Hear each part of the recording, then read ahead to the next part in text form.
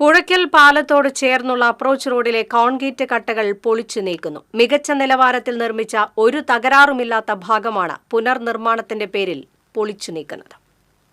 ഇപ്പോൾ നിൽക്കുന്നത് തൃശൂർ കുറ്റിപ്പുറം പാതയിലെ സംസ്ഥാനത്ത് തന്നെ കുരുക്കിന് കുപ്രസിദ്ധി ആർജിച്ച പുഴയ്ക്കലിലാണ്.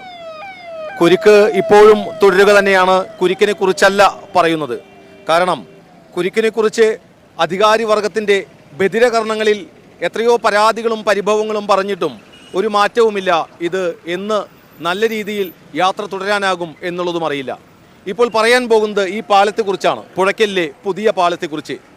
ഈ പുഴയ്ക്കലിലെ പുതിയ പാലം യാഥാർത്ഥ്യമാകാൻ എത്രമാത്രം മുറവിളികൾ ഉണ്ടായി എന്നുള്ളത് എല്ലാവർക്കും അറിയാം.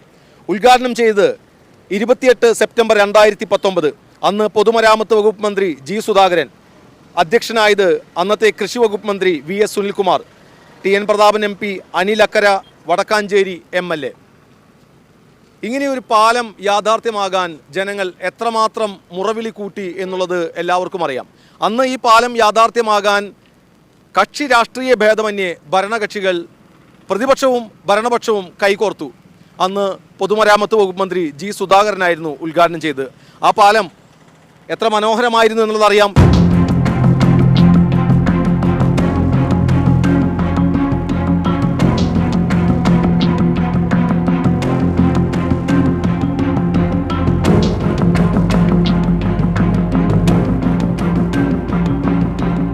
ആ പാലത്തിലേക്കുള്ള പാതയിലെ കോൺക്രീറ്റ് കട്ടകൾ പൊളിച്ചു നീക്കുന്നതാണ് ഇപ്പോൾ സംഭവിക്കുന്നത്.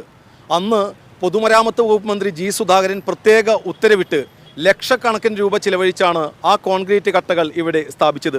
ഇപ്പോഴും ഒരു കുഴപ്പവും ഉണ്ടായിരുന്നില്ല, അത്രയേറെ ഉറപ്പായിരുന്നു. ആ കോൺക്രീറ്റ് കട്ടകൾ പൊളിച്ചു നീക്കുമ്പോൾ ഓരോ രൂപയും ഈ സംസ്ഥാനത്തെ നികുതിദായകൻ്റെ നികുതി പണമാണ് എന്നുള്ളതാണ് മറന്നുപോകുന്നത്. ഇവിടെ മാത്രമല്ല, ഈ പാതയിലെ ഒരു കട്ട പോലും ഇളകാത്ത, ഒരു തകരാറും സംഭവിക്കാത്ത ഈ പാത മുഴുവൻ പൊളിച്ചു നിൽക്കുകയാണ്. ഇത് തന്നെയാണ് മുതുവറയിലും സംഭവിച്ചത്. അതെ, ഒന്ന് മാത്രമാണ് ഏറ്റവും ഒടുവിൽ പറയാനുള്ളത്. നികുതിദായകരുടെ പണമാണ് ഓരോ കട്ടയും, ഓരോ രൂപയും. മറക്കാതിരുന്നാൽ കൊള്ളാം. TCVക്ക് വേണ്ടി ക്യാമറമാൻ പ്രവീൺ പ്രകാശിനോടൊപ്പം മുകേഷ് ലാൽ.